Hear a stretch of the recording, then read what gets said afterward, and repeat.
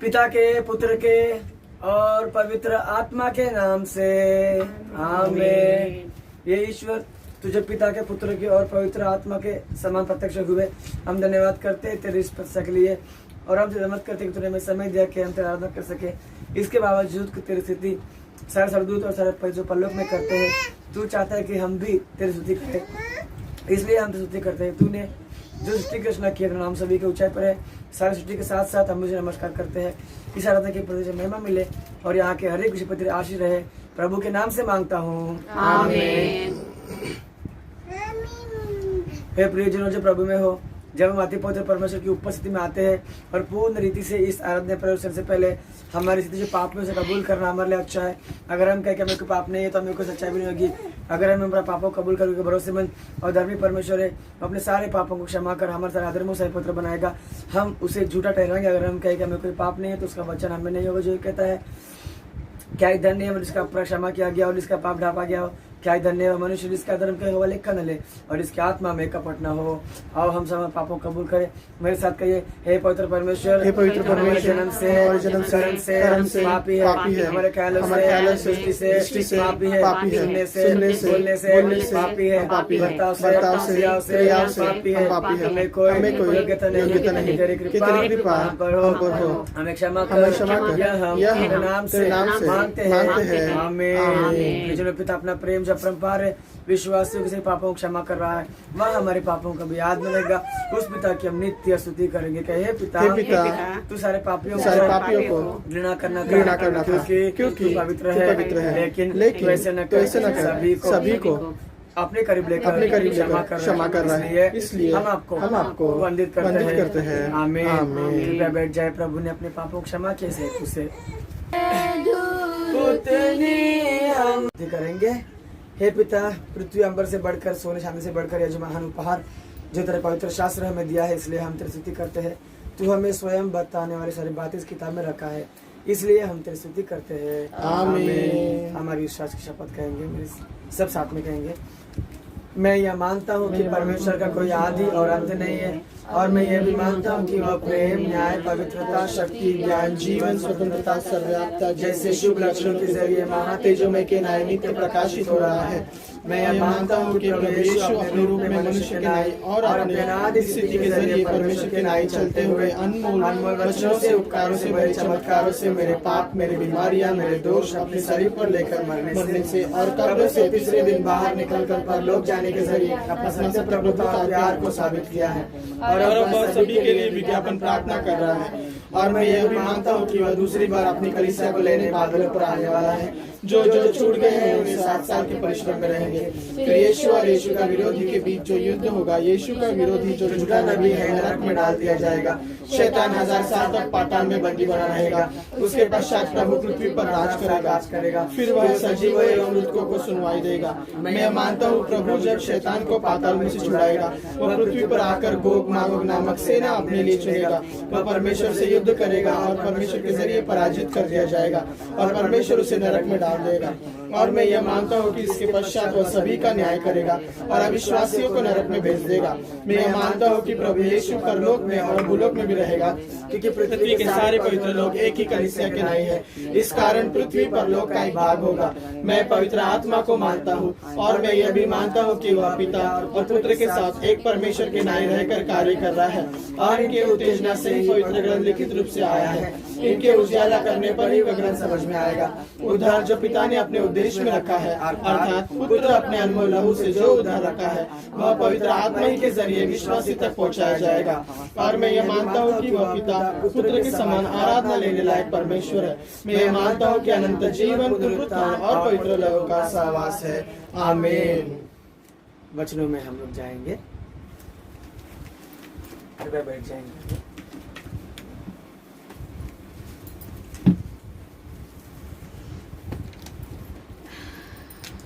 इधर बैठना, उधर इलाका और लोग बैठेंगे। एक हाथ में बच्चे लोग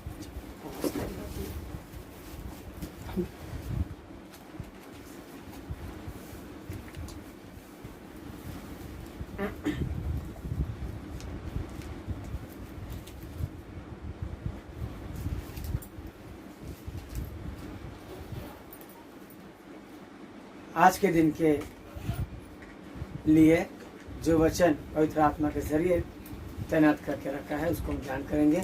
जो हम लोग हर दिन वचन पढ़ते हैं निर्गमन का किताब, उसका 40वां अध्याय यानी आखिरी अध्याय है आज, 40वां अध्याय, उसका पहला वचन पढ़ो कोई।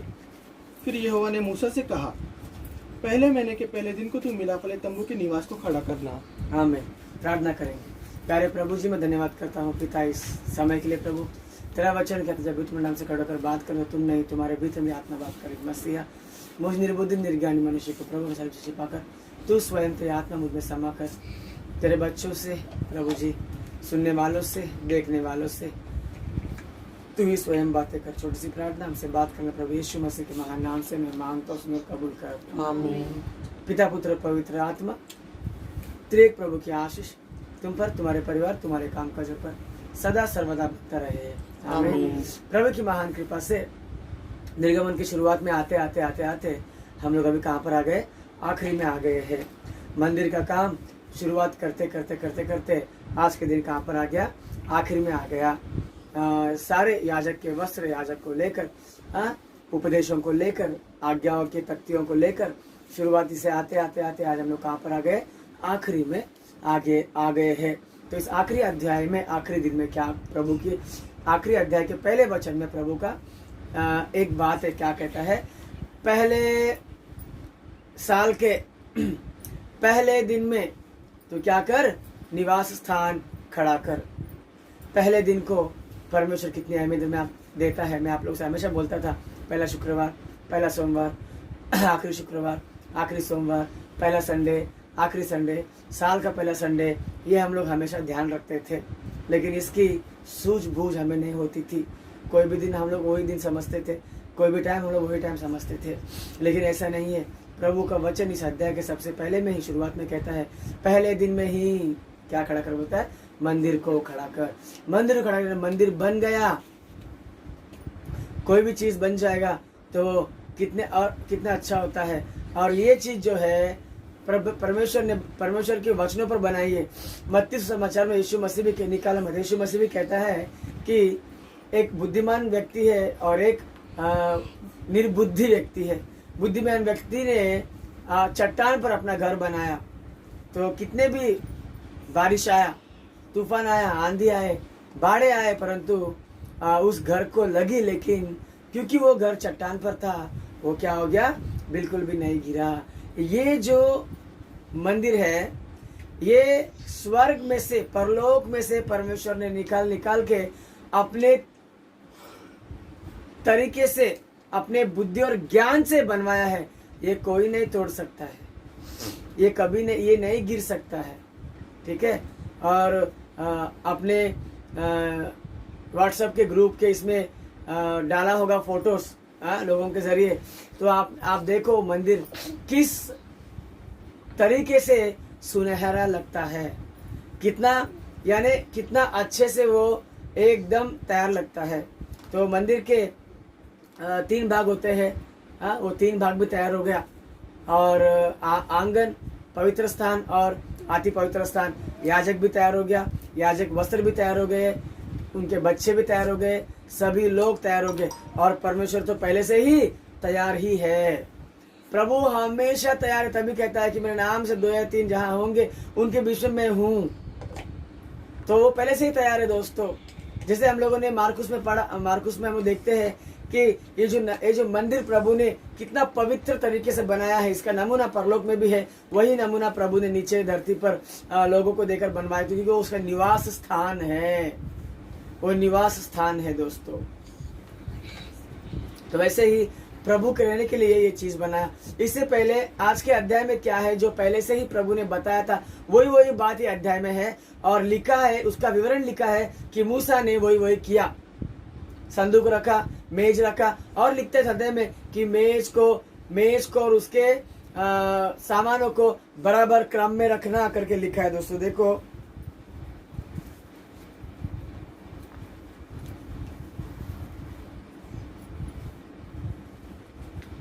चौथा वचन पढ़ो। और मेज को भीतर ले जाकर जो कुछ उस पर सजाना है उसे सजा देना। तब दीवर को मेज को अंदर लेके जाके जो कुछ उस पर सजाना है सजा दो। सजाना यानी सही तरीके से। हम लोग घर को भी सजाते हैं, किचन का सामान किचन में ही, कमरे का सामान कमरे में ही, खटिया का सामान खटिया पर ही, कहाँ का सामान वहां पर ही, उसको बोलते हैं सजाना। तो मेज जो है ठीक तरीके से सजा के रखना, ऐसे लेके रखना नहीं कैन की तरह कुछ लाके दे दिया। सजा के रखना, बराबर रखना, क्योंकि ये जिंदा परमेश्वर का निवास स्थान है। खबरदार कोई भी चूक हो गया। ये सब पूरा अध्याय पढ़ के ना आज मुझे परमेश्वर ने ये ज्ञान दिया है कि हम जो आराधना करते हैं ना, देखो मूसा ने क्या क्या रखा, संदूक रखा, उसके बाद में उसने बलि देने के लिए वेदी रखा, उसके बाद में मेज लेकर गया, उसके बाद में हुदी बोलते ना, हुदी रखा, और उसका क्या हुदी का क्या पाया, हुदी रखा और हुदी का पाया भी रखा, ताकि जब भी हारून और मूसा उधर से जाने के पहले वो क्या करना चाहिए, ये जो है ये पवित्र स्थान में रखा जाता है होदी और उसका पाया, ताकि अति पवित्र स्थान में जाने से पहले तुम क्या करो, उधर पैर धो के हाथ धो के जाना चाहिए। तो ये जो हुदी है, पैर धोना हाथ धोना जो है अपने पापों को धोने को दर्शाता है। तो वैसे ही मेरे को लगता है सच में हम लोग बोलते हैं कि बाइबल मिशन परमेश्वर के दिल से उतरा है। जैसे ये मंदिर का नक्शा, नमूना, याजक वस्त्र, ये सारे सामान, संदूक, हुदी का पाया, हाँ, हाथ धोना, पैर धोना, उसमें पानी भर के रखना हमेशा। उसमें लिखा है होदी में हमेशा पानी रखो, ताकि ये लोग जब भी सेवा के लिए अंदर आएंगे तो वहां पर उस हुदी से पानी निकाल के अपने पैरों को, अपने हाथों को धोना चाहिए करके, और उसके बाद ही वो पवित्र स्थान में प्रवेश होना चाहिए। तो वैसे ही जैसे नक्शा प्रभु ने इनको खुद दिया है, उसी तरीके से बापू जी को भी परमेश्वर ने अपने दिल से निकला बाइबल मिशन दिया है, और बापू जी को ही परमेश्वर ने आराधना का भी चीज दिया है, इस तरीके से करना चाहिए करके। तो दोस्तों हमारी वो आराधना में भी ना ये सारे चीज मौजूद है। मेरे को लगता है पापों को क्षमा करना, बीच में आराधना शुरू कर, देखो आंगन के बाद पवित्र स्थान, वहां पर हुदी और पाया होता है हाथ पैर धोने के लिए, उसके बाद वेदी होती है बलि के लिए, ठीक है। तो ये जो होदी है ये पवित्र स्थान में है, ताकि तुम अति पवित्र स्थान में जाने के पहले क्या करो, हाथ पैर धो लो। तो हम लोग ही ऐसे हैं दोस्तों, जो हम लोग आराधना में और आगे तक जाने से पहले हम लोग क्या करते हैं, अपने पापों की क्षमा मांगते हैं इस आराधना में। हाँ, और पूरी तरीके से मांगते, जन्म से कर्म से पापी है, सुनने से बोलने से पापी है, बर्ताव से क्रियाओं से पापी है, देखने से बोलने से पापी है, हाँ, ख्यालों से भी पापी है। तो हमें धो दे प्रभु करके हम लोग उस होदी में से क्या करते हैं, अपना हाथ पैर धो लेते हैं, और उसके बाद ही आगे को हम लोग जाते हैं, ये सुनने के बाद कि प्रभु ने तुम्हारा पाप क्षमा किया। ऐसा याजक बोलता है ना इस आराधना में कि तुम विश्वास करो कि प्रभु ने क्या किया, कि हे पिता तू पवित्र है, तू हमारे पापों हमें तू घृणा करना मांगता था कि तू पवित्र है, लेकिन तू ऐसे न कर, सभी को तू क्षमा कर रहा है, इसलिए हम तुझे दोबारा वंदित करते हैं। तो ये जो क्रिया है, ये जो प्रतिक्रिया है, ये मेरे को लगता ही नहीं, ऐसा ही है कि ये एक होदी है, जिसमें से हम लोग हाथ पैर धो के आगे और भी आगे पवित्र स्थान की ओर बढ़ना चाहिए। मेज के पास बढ़ना चाहिए। मेज के पास क्या रहता है, रोटियों से सजाया हुआ मेज,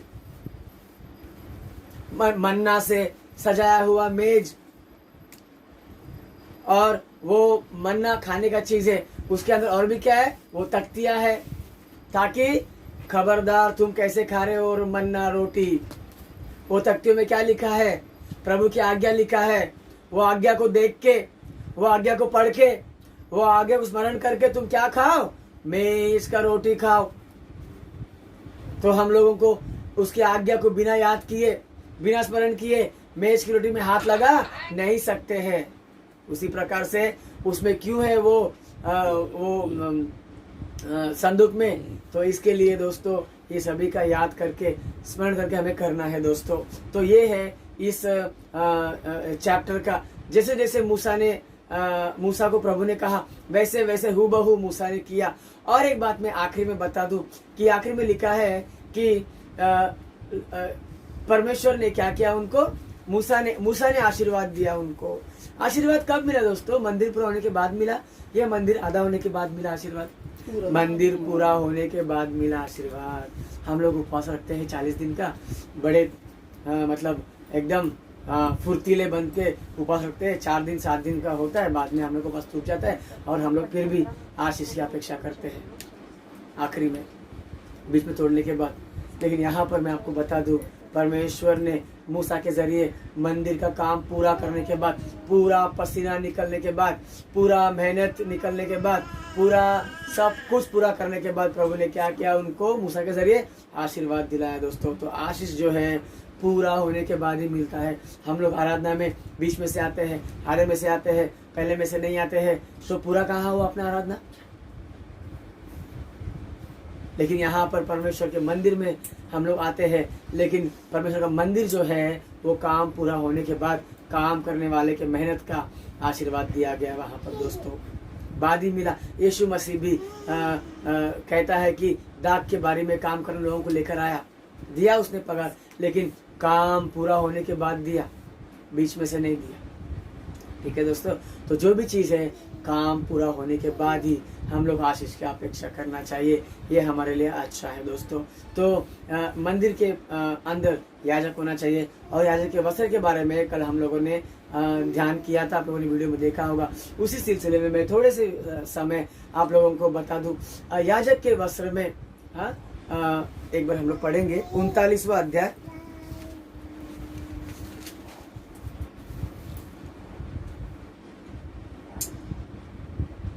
39वां अध्याय 6-7 पढ़ो।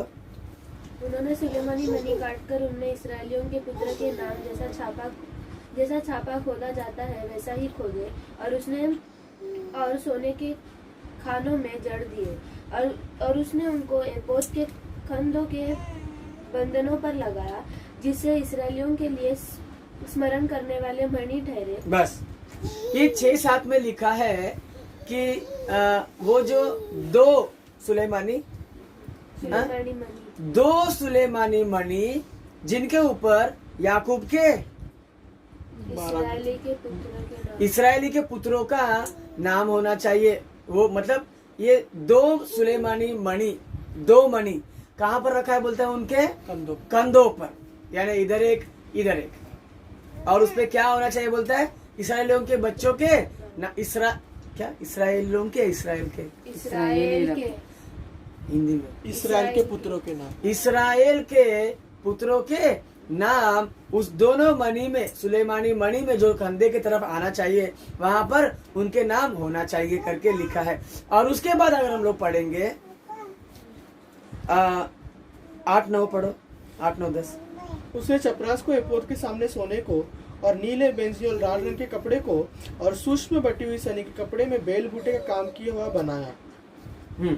चपरास चौकोर बनी और उन्होंने उसको दोहरा बनाया, और वह दोहरा होकर एक बीता लंबा और एक बीता चौड़ा बना, और उन्होंने उसमें 4 पंक्तियों में मणि जड़े। पहली पंक्ति में माणिक के पद्मराग और ललाड़ी जड़े गए, दूसरी पंक्ति में मरकत, नीलमणि और हीरा, और तीसरी पंक्ति में लशम, सूर्यकांत और नीलम, और चौथी पंक्ति में फिरोजा, सुलेमनी और यशब जड़े। ये सब अलग अलग सीने के खानों में जड़े गए। और ये मणि इजराइल के पुत्रों के नामों की गिनती के अनुसार 12 थे।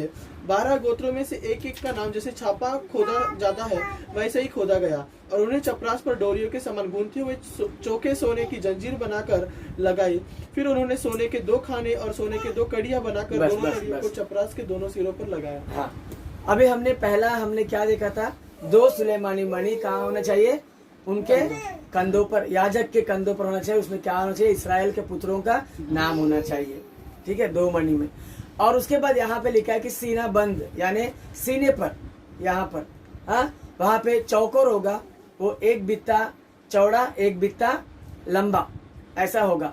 और उसके अंदर 4 पंक्तियों के 4 लाइन है, और 4 लाइन में 12, यानी 4 पहली लाइन में, 4 दूसरी लाइन में, 4 तीसरी लाइन में और 4 चौथी लाइन में। ऐसा ही है। हाँ, 4 तो कितना हो गया? 4 नहीं 12 होना चाहिए। हाँ 3 के 4 लाइन। हाँ तो 4 लाइन, 1 2 3 4। ठीक है, तो ये 3 का 4 लाइन यानी 4 तिया 12, यानी 12 गोत्र के नाम होना चाहिए। इसको पता है बाइबल मिशन के सेवक लोग, अधिकारी लोग क्या बोलते हैं? इस चीज को बोलते हैं गुंडल मीद गोत्रमुलु, ऐसा बोलते हैं। यानी वो गोत्र के नाम है ना, वो याजक के कहाँ होना चाहिए? दिल पर। इसको तेलुगु में बोलते हैं गुंडल मीद गोत्रमुलु, ऐसा करके। यानी याजक के दिल के ऊपर कौन होना चाहिए? इस्राएल के 12 गोत्र होना चाहिए। यानी एक तो पूरा हो गया, यहाँ पे तो है ही है। फिर और कंधे पर भी क्या है? उन्हीं का ही नाम है। फिर कंधे पर भी है, दिल पे भी है। ये दोनों जगह होने की क्या जरूरत है? यानी एक याजक जो है 100% हर तरीके से अपने लोगों के लिए, अपने लोगों को दिल में रख के उनके लिए सदा जो भी दिल में होता है उनका याद हमेशा होता है ना। तो वैसे सदा उनको याद करके उनके लिए, उनके गोत्र के लिए प्रार्थना करना चाहिए। प्लस कंधा यानी बोझ उठाना, भार उठाना।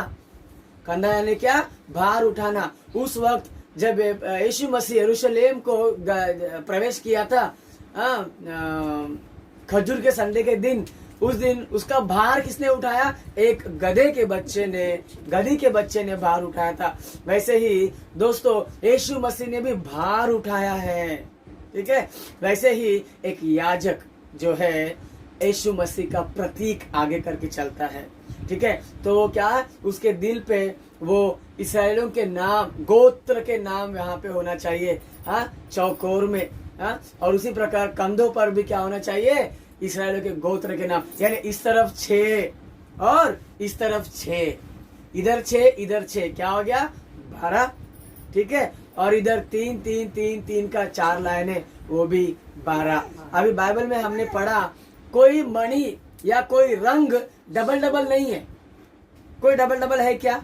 नहीं है। सब मणि सिंगल ही है। यानी हर एक गोत्र की एक अलग पहचान है, हर एक गोत्र का एक अलग आकर्षण है, हर एक गोत्र का एक अलग काम है, हर एक गोत्र का एक अलग न्याय है। उसी प्रकार से दोस्तों वो अलग अलग मणि जो है वो 12 करके सीना बंद पर, यहाँ पर 1 2 3 4 लाइन में सोने की जंजीर में, यानी सोने को जंजीर की तरह बनाकर उसमें उसके अंदर जड़ दिया। यानी हम लोग कैसा जनानियों के कपड़ों पर ऐसा शीशा गढ़ के उसमें सिलाई होता है, वैसे ही वो पूरा जड़ दिया उसके अंदर ही वो जमाने में दोस्तों। तो वैसे इतना परमेश्वर ने बनाया है, क्योंकि देखो यिर्मयाह 1 अध्याय 5 वचन में प्रभु कहता है कि देख, तू अपने माँ के गर्भ में रचने से पहले ही मैं तेरे को जानता हूँ। यानी हम भी किसके दिल में राज कर रहे हैं? परमेश्वर के दिल में हम लोग भी राज कर रहे हैं। तो वैसे ही एक याजक के दिल में भी उसकी कलीसिया होती है। ठीक है, और हम लोग कितनी आसानी से याजक की बात को नजरअंदाज करते हैं, याजक की बात को हम लोग नहीं मानते हैं। ये ऐसा बिल्कुल भी नहीं होना चाहिए कि प्रभु उन लोगों का न्याय करेगा। लेवी गोत्र को प्रभु ने याजक ठहराया है ना, और याजक के कलीजे पर, याजक के सीने पर, याजक के दिल पर क्या रख दिया? उनके लोगों का नाम गढ़ के वो वस्त्र पहना दिया उनको। तो प्रभु ने उनको काम दे दिया कि तू जब भी ये पहनेगा, तू याजक की है, ये जब भी तू, यानी भूलना ही नहीं चाहिए अपने लोगों को। 12 गोत्र को एक याजक कभी भी नहीं भूलना चाहिए। तो तेरी कलीसिया के लोगों को मुझे कभी भी नहीं भूलना चाहिए। इसके लिए इसमें से कहता है कि मैं भेड़ों का अच्छा चरवाहा हूँ। ठीक है, वो मेरी बात मानेंगी और माननी पड़ेंगी। वैसे ही हमें भी अपने याजक की बात मानना चाहिए। आसानी से हम याजक को छोड़ के निकल जाते हैं, बिल्कुल भी नहीं छोड़ना चाहिए। एक याजक रास्ता दिखाता है। मेलकीसेदेक अब्राहम के जब भी परमेश्वर ने 12वें अध्याय में अब्राहम को कहा तू अपने घर के संबंधों से, सगे संबंधों से दूर निकल के जा, जहाँ मैं तुमको दिखाऊंगा वहां जा। लेकिन वो जब निकला उसके बाद वो याजक जो है आके उसको दाखरस और रोटी दिया करता था और वो उसको दशवां दिया करता था। यानी कि उस प्रभु रास्ता बता रहा है, उसमें कोई सवाल नहीं है, लेकिन याजक का होना उतना ही जरूरी है। तो वैसे ही यहाँ पर भी मूसा रास्ता दिखा रहे ना, प्रभु मूसा को रास्ता बता रहे कनान जाने के लिए, और मूसा लोगों को रास्ता बता रहे जाने के लिए, कनान जाने के लिए। तो अभी याजक की जरूरत क्या है? याजक की जरूरत है। ये और बात है कि तुम भी जब प्रार्थना करोगे तो प्रभु तुम्हारा सुनेगा। जब जब मूसा प्रार्थना किया तब तब मूसा का प्रभु ने सुना कि नहीं सुना? सुना। उसके बाद भी कौन चाहिए? याजक चाहिए। यानी एक क्रम में, एक सीधा तरीके से आने के लिए, बराबर होने के लिए क्या चाहिए? एक याजक चाहिए जो तुम्हारी जिंदगी में एक मार्ग का काम करेगा, उजाले का काम करेगा, वचन का काम करेगा, और तुमसे कोई गलती न हो उसका तुम्हें बार बार क्या देगा? आदेश दिया करेगा। ऐसे ने ऐसे, ऐसे ने ऐसे, ऐसे ने ऐसे, सब एक याजक करता है। और तुम्हारे घर में वृद्धि, तुम्हारे परिवार में वृद्धि, बढ़ोतरी, आशीर्वाद रुका रहने के लिए कौन करेगा? एक याजक जो है वो, उसको दिया है परमेश्वर ने। याजक के कंधों पर बोझ होता है दोस्तों, वैसे दिल में भी होता है बोझ, ठीक है? तो वो जो बोलता है वो सुनना चाहिए। तो उस तरीके से ये जो मणि है, तो ये नमूना है। इसका प्रकाशित वाक्य किस अध्याय में भी सेम टू सेम लिखा है, वहां पर भी वो याजक होगा और उसके भी 12 गोत्र होंगे, और सारे 12 गोत्र के जरिए ये सभी का न्याय होगा। तो ये सब जो है हमें आगे को तैयार रहने के लिए ये सब वचन है दोस्तों। तो और भी बहुत सारे बातें हैं, हम लोग आगे आगे को समय आने पर हम लोग क्या करेंगे, उसका विवरण लेंगे। तो दोस्तों, मंदिर खड़ा होना और मंदिर के काम में हर एक इंसान का हाथ होना, मंदिर के एक एक ईंट पे इंसान का हाथ लगकर इंसान के मदद से वो मंदिर खड़ा होना बहुत भाग्य की बात है दोस्तों। तो जब भी कभी मंदिर का काम हो तो कभी हम भी पीछे ना हटते हुए, जैसे बसलेल और ओहोलीयाब ने मिलकर मूसा के साथ जुड़कर काम किया, वैसे ही सभी लोग जो है काम कर कर प्रभु का आशीष पाने की स्थिति सदा प्रभु हमें देता रहे। आमीन। प्यारे प्रभु, जो वचन बोया पिता, 100 गुना फलवंत हमारे सुनने में यीशु के महान नाम से मैं मांगता हूँ, कबूल कर। आमीन। दान का समय है, आप लोग दान दे के अंतिम प्रार्थना की ओर ध्यान दीजिए। हे पिता, हमारा क्या था हम आपको दे, जो कोई आपने में दिया है उसी में से कुछ निकाल कर अंदर दान के लिए बोए हैं, इसे अपने राज्य में कबूल कर। आमीन। अंतिम प्रार्थना करेंगे। ये ईश्वर तू सर्वव्यापी है, सारे सृष्टि को तेरा सुसमाचार पहुंचाना, सारे मजहब के लोगों को तेरा शुभ समाचार पहुंचाना। तेरी कलीसिया ऐसे विश्वास सीखती है, संसार को शक्ति दे कि तेरे सामने खड़े रह सके। मजहब के बात को, मशीन के विवाद, गलत प्रचार, पाप के परीक्षाएं, पापों से होने वाले नष्ट इन सबसे बचाए रखना। अकाल के समय में, रोग के समय में, अज्ञानता के दिनों में इन सभी के जरिए मानव को तरफ कर लेना। उन सारे कामों में तेरा आशीर्वाद, उन्हें संसार के उपकार जान पड़ते हैं। विश्वासों को तेरे पवित्र आत्मा से भरकर प्रभु यीशु के दूसरे आगमन तैयार कर। हर परिवार वालों को, गरीबों को, पाठशालाओं को, वैशालाओं को, अनाशालाओं को, बाइबल सोसाइटी को, ट्रैक सोसाइटी को, हर व्यवसाय पर, जल पर, पृथ्वी पर, निजी प्रदेशों में भी, हवा पर यात्रा करने यात्रियों को, सरकार उनके कामों पर तेरे पहरे के साथ में बढ़ोतरी दे। ज्योतियों पर, पक्षियों पर, पशुओं पर, वृक्षों पर, खेतों में, यानी तेरी सृष्टि पर नित्य अपने करुणा से प्रकाशित किए रख। परमेश्वर ने उस वस्तु को आशीष नहीं दी का गुना तुझ पर आने न दे। अन्याय, अपमान, चोरी, हत्या, निरा, जुर्मन, भूखा, भीड़ देखा करने वाले अपर सोहनी को से छुड़ौती दे। मशीनों में, पृथ्वी के नीचे, सुरंगों में, जल के निचले हिस्सों में काम करने वालों को बचा। जहरीले कीड़े मकोड़ों से, जानवरों से, दुर्जनों से हमें बचा प्रभु। इस दुनिया की महामारी से और प्रभु जी कोरोना वायरस से सभी को सुरक्षा प्रदान कर। दुनिया वालों को दुनिया से प्रभु जी खत्म कर दे प्यारे मसीहा। और तेरे बंदे, तेरे भवन प्रभु जी दोबारा प्रभु चालू हो, और प्रभु सभी लोगों को प्रभु तो आज़ाद कर पिता परमेश्वर। और वैसे प्रार्थना करता प्रभु तीनों कलीसिया के लिए प्यारे मसीहा तो आशीष कर। भूली हुई बात को तो समर्पित करता हूँ। मैं जितना भी मांगता हूँ, पाने की उम्मीद करता हूँ, उससे कहीं अधिक देने की चाह करना हमारे पिता।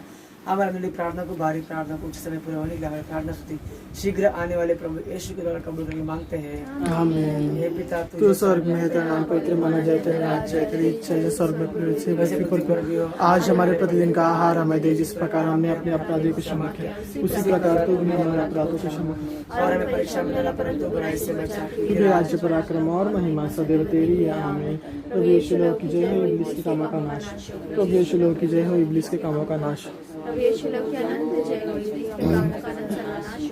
Hallelujah, hallelujah, hallelujah. स्तुति स्तुति स्तुति। आमीन, आमीन, आशीष आमीन। लेंगे। यहोवा तुझे आशीष दे और तेरी रक्षा करे। आमीन, यहोवा अपने मुख का प्रकाश उस पर चमकाए और तुझ पर अनुग्रह करे। आमीन, यहोवा अपना मुख तेरे ओर करे और तुझे शांति दे। आमीन। हमारे पिता की संगति पवित्र यीशु मसीह के साथ पवित्र की सहमत उद्धार चंगा चमत्कार तुम पर, तुम्हारे परिवार, तुम्हारे कामकाजों पर सदा सर्वदा सुरक्षा बनकर, चंगाई बनकर, बरकत बनकर सदा तुम्हारे संग रहता रहे। आमीन। सभी लोगों को मरना था।